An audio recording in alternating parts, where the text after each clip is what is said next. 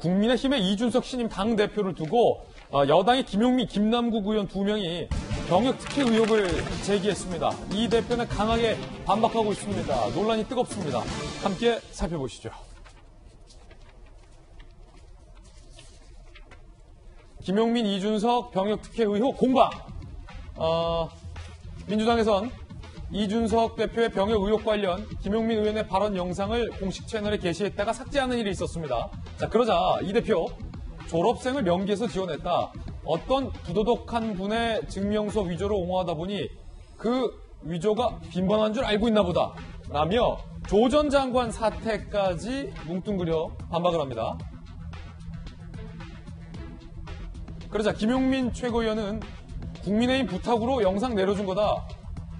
자, 그러자 이준석 대표가 송영길 대표와 협치 얘기하자마자 유튜버식 의혹 제기한다. 자신 있으면 다시 올려봐라. 라고 맞서고 있는 상황입니다. 그러면 영상을 내리네 만회하고 있는 건데 김용민 의원의 영상, 민주당이 내렸다는 그 영상 어떤 영상인지 살펴보겠습니다. 김용민 의원의 해당 발언 들어보시죠.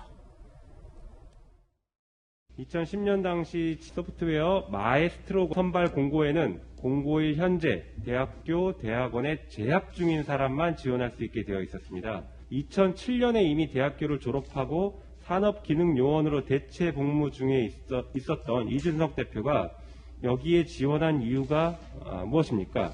업무방해를 넘어 사기죄까지 성립할 수 있을 것입니다. 자, 병역 특혜 의혹과 관련된 건데 이재명 기자, 자, 이 김용민 의원이 제기한 논란이 뭐고 민주당은 이 발언 영상을 왜 내린 겁니까? 사실 뭐 처음 나왔던 논란은 아니죠. 그 전에 이제 뭐 강용석 변호사가 유튜브로 제기한 적도 있는 그런 논란인데 이준석 대표가 2010년도에 산업기능요원이었는데 당시에 그러니까 부처에서 지원금을 주는 소프트웨어 마에스트로 과정이 있었는데 거기에 지원 대상이 대학생이거나 대학원생 재학생들 대상으로 지원자를 받아서 교육을 시키고 그 지원금을 줬다는 겁니다. 지원금. 당시에 이제 이준석 대표는 대학교를 졸업하고 산업기능요원을, 그러니까 군복무, 대체복무를 했던 거죠. 산업기능요원이 뭡니까? 그 군에 가서 총 들고 훈련받는 게 아니에요? 그렇죠. 이제 기업에서 대신 이제 근무하면서 대체복무를 하는 건데. 대체복무. 그렇기 때문에 졸업생이기 때문에 이 지원 자격이 없다. 그런데 어떻게 여기를 지원해서 실제 선출이 됐고 지원을 받았다. 그 자체에 어떤 특혜가 있었던 거 아니냐. 이제 이 의혹이 시작된 건데. 김용민 의원의 말만 들어보면 대상이 아닌데 받았다는 거네요? 그렇죠. 사실 당시에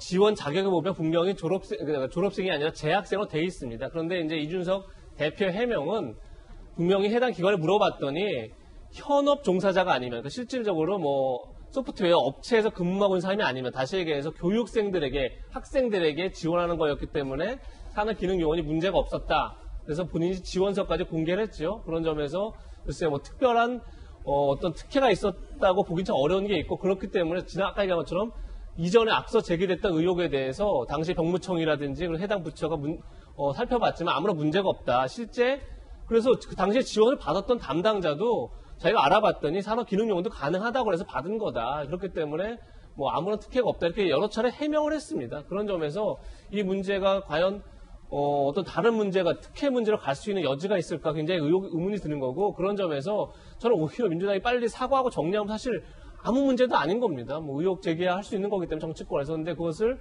마치 지금 김용민 의원도 다른 뭐가 있는 것처럼 얘기하면서 국민의힘에서 요구했기 때문에 동영상을 내렸다. 그러니까 저 지금 발언한 것, 그 최고위원회에서 공개 발언한 거죠. 그렇게 문제 제기를 한 건데 저 발언을 민주당이 당일날 홈페이지에 올렸다가 저 부분을 삭제했습니다. 비공개 처리를 했는데 그게 이제 국민의힘 요구다 이렇게 얘기를 하는 건데, 글쎄 저 논쟁을 하면 할수록 저는 오히려 민주당 쪽엔 불리한 이슈가 되지 않을까 저는 개인적으로 그렇게 보고 있습니다. 그렇군요. 다시 한번 정리하자면 김용민 의원이 이준석 대표가 산업복무요원으로 대체복무를 하던 중에 받았던 지원금 자격에 대한 의문을 제기했는데 그 영상을 민주당이 내린 것을 두고 왜 내렸냐, 국민의힘이 요구해서 내렸다. 그러자 이 대표 자신 있으면 다시 올려봐 라는 영상을 내린 것을 두고의 공방으로까지 이어지고 있는 건데, 하나씩 풀어볼게요. 앞에 거, 이게 의혹 자체가 논란거리인지 여부에 대해서 당시 지원금을 주고 말고를 담당했던 담당자가 입을 열었습니다.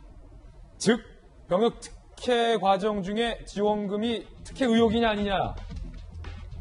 대학 재학생만 지원이 가능했다라는 김용민 김남국 의원의 의혹에 대해서 당시 국가산업연수생 선발위원장, 현업 종사자 제외하고는 제한 없이 지원할 수 있었다. 그러니까 졸업생도 지원할 수 있었다라고 어제 밝혔습니다.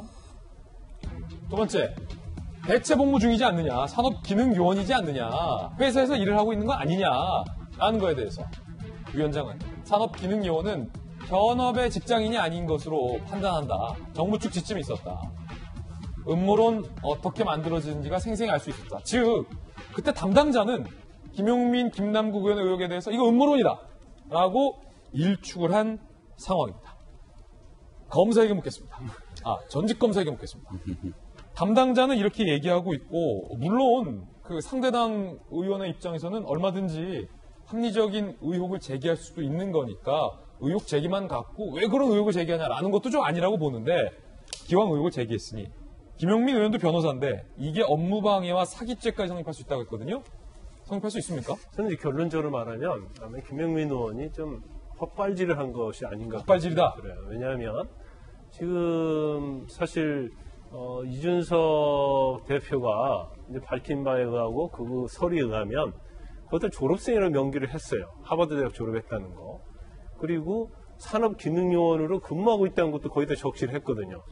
그러니까 그걸 적시를 않고 마치 자신이 재학생인 것처럼 했다랄지 산업기능요원이 아닌 것처럼 서류를 허위로 꾸몄다고 한다면 이거 사기 될 수 있죠. 문제가 될 수가 있어요. 그렇지만 그런 자기의 어떤 현실을 다 거기다 적었단 말이에요. 그럼 설사 정부의 원칙에 반한다 하더라도 이것은 선발한 그 선발위원회의 문제지 이준석 대표의 문제는 아니에요. 근데 선발위원장도 그렇게 얘기를 하고 있잖아요. 현업종사 제외하고는 제한 없이 지원할 수 있다. 그리고 산업기능요원도 마찬가지로 지원하고 선정할 수 있다. 이렇게 얘기를 하고 있기 때문에 그 당시에 사실 저런 선발은요. 굉장히 그 절차나 규정이 엄격합니다. 그래서 그 규정이나 절차를 만에 하나 위반하게 되면 거기서 떨어진 사람들이 계속 문제를 제기하고 경우에 따른 소송도 제기하거든요. 예. 그래서 그런 부분을 신경 쓸 수밖에 없어요. 그러면 이준석 의원의 그런 해명 자체는 제가 볼 때는 굉장히 적절하고 맞는 얘기다 이렇게 보고요. 김용민 의원이 그런 얘기를 했잖아요. 국민의힘이 요청해서 내려준 거다. 그 민주당이 언제부터 국민의힘의 요청과 국민의힘의 말을 그렇게 잘 들었어요. 그건 듣고 보니 또 그러네. 그렇죠. 그러니까 자체적으로 언제부터 이렇게 많이 들어줬냐? 이건 문제가 있다고 하니까 내렸지. 문제가 없으면 이렇게 계속적으로 정당 입장에서는 공격하는 게 당연하죠. 은근히 또 핵심을 짚었어요. 그러지 않겠어요? 그리고 자, 좋아요. 네. 수사 담당자가 볼 때 이건 전혀 성립이 안 된다라는 김광삼 변호사 의견이 나왔으니까 이 두 번째 논란이에요.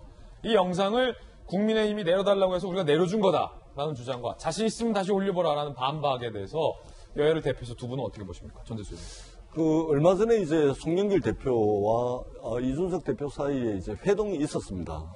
서로 이제 당대표 취임을 축하하고 또 여러 가지 덕담도 주고받았는데 그 뒤에 바로 요 문제가 이제 생긴 거죠. 그렇죠. 예, 그래서 이제 김용민 의원한테 한번 들어보니까 이제 그런 이제 여야정 상설 협의체도 해야 되고 곧 이제 대통령께서 G7 해외 순방 성과를 이제 야당 대표들한테 설명하기 위한 이제 청와대 모임도 곧 됩니다. 그렇게 이제 그리고 또 새롭게 당 대표가 되면은 왜 적어도 한 보름 2주 정도는 이제 허니문 기간이라 그래서 그렇죠. 통상 공격을 하더라도 이제 그 좀 뒤에 이제 하는 그런 게 있는 거거든요. 그런 차원에서 이제 동영상이 올라가니까 이제 국민의힘 쪽에 물론 이준석 대표가 요구한 것은 아니겠죠. 아마 당직자가 민주당 당직자와 소통을 통해서 지금 이런 분위기에 이렇게 하면 어떻게 하냐 아마 그런 문제 제기가 있었고 그리고 그 문제 제기가 허니문 기간일 수도 있고 그렇기 때문에 그리고 전반적인 분위기를 또 다운시킬 수 있는 그런 우려가 있기 때문에 민주당에서 내린 것으로 그 사실관계는 김용민 의원이 해명한 그대로 맞습니다. 그렇군요. 네. 자, 김용민 의원과 관련된 논쟁은 김용민 의원과 김남국 의원 등이 문제 제기를 했는데 반박을 했는데 물러서지 않고 있다는 거에서 출발한 것 같아요. 김병민 전 비대위원님. 일단은 이게 2010년도 얘기잖아요. 문제가 있으면 법적으로 문제를 제기해야 되는데 이미 병역법 위반의 문제를 삼더라도 공소시효가 지나서 아무런 해당되는 내용을 찾기가 어렵습니다. 그리고 지금 조금 전에 해당 지식경제부에서 아마 선발을 담당했던 선발위원장의 어저께 인터뷰가 나갔던 내용으로 볼 수가 있는데요. 정확하게 이준석 대표는 본인의 지원서를 있는 그대로 다 공개를 했고 본인이 관련된 내용 속에서 병무청에 물어봤다, 지경부에 물어보고 신청을 했다는 겁니다. 근데 여기에 대해서 자격 자체가 안 되는 공고 내용에 문제가 있다고 김용민 의원 그리고 김남국 의원들이 문제를 제기하면 그 이후에 어떤 문제가 있는지를 명확하게 검증하고 난 다음에 의혹을 제기하는 게 저는 기본일 거라고 보거든요. 근데 조금 전에 나왔던 인터뷰 내용처럼 얼마든지 현직 국회의원이기 때문에 과거 2010년도에 있었던 사건들 되짚어가면서 확인이 가능했을 텐데 그런 것 하지 않고 의혹을 제기를 먼저 한다는 건 20대, 30대의 지지를 쭉 끌어가고 있는 이준석 바람 현상들에 대해서 이 나름대로 바람을 쭉 빼놓기 위한 네거티브 작전에 들어간 것 아닌가라는 생각이 주기에 굉장히 어려운 측면들이 있는 거거든요.